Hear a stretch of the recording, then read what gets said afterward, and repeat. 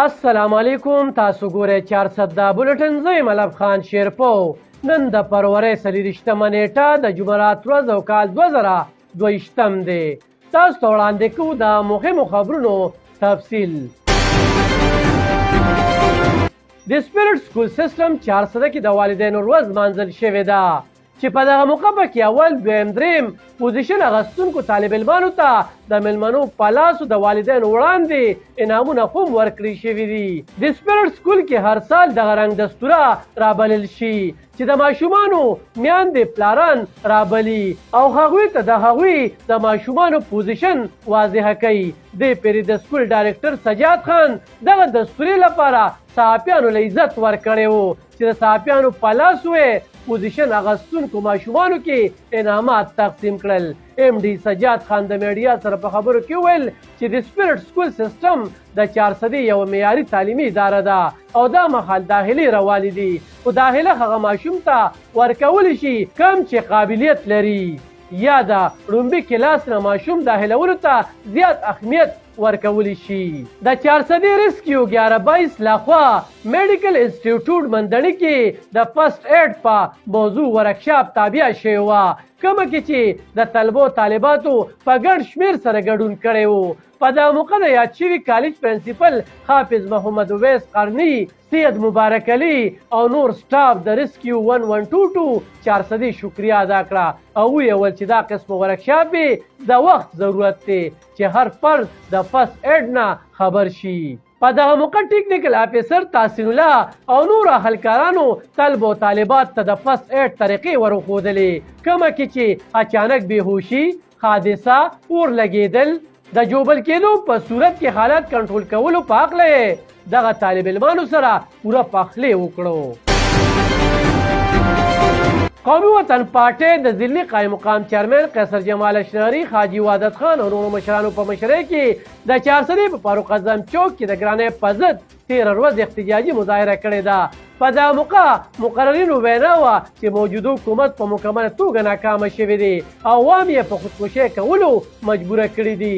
دوی له د حکومت چلولو طریقه نه ورځي، د څه په وجه چې ترې خلک د تباهۍ په لار روان دي. حکومت یې په ګرانۍ قابو بیا مومي او د عوامو په حال دی رحم وکړي.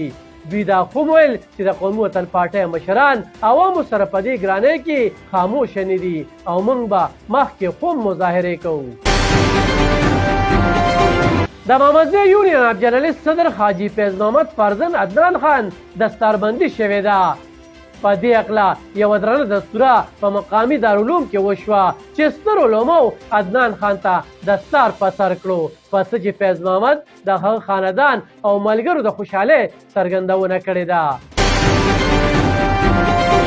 په 400 کې د کروندګرو باندې بیا تندر را پریوته دي او د هغوی لوټ کول شروع شوي دي او د کارت په بدله کې ترې 500 روپۍ وصولولی شي او دا مخال د 500,000 نه د زیاتو کروندګرو کارډونه جوړ شوي دي او دا غبن د اګریکلچر محکمې په سلا سر روان دی چې کروندګرو ته ترې هیڅ قسمه پیدا نشته.